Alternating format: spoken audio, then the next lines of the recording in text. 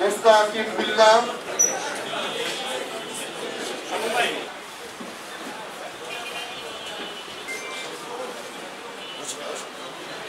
আচ্ছা এই পর্যায়ে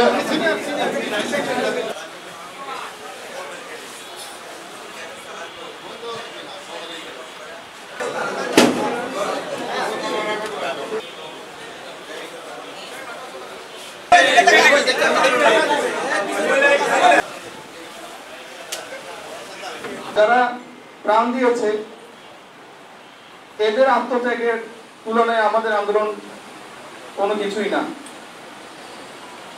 আমরা মনে রাখবো ইনশাআল্লাহ।